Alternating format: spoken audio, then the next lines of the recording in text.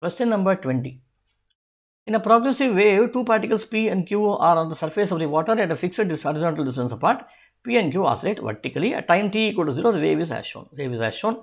Which graph represents the variation with time t of the phase difference between the oscillation of the particles, water particle, and the oscillation of the water particle Q?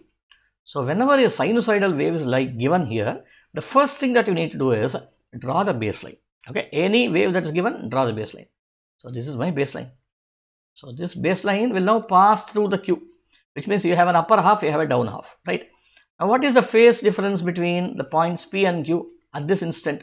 You see, this is from here to here, it is 90 degree, from here to it is 180 degree, totally 270 degrees, right? Now, after one instant, if you take it, do you think this phase difference will change? It will not change, right? It remains a constant. Okay, which means that, let us say the point P is at this point. If it is at this point, where will point Q be? Will it be here? It won't be here. It would have been here, right?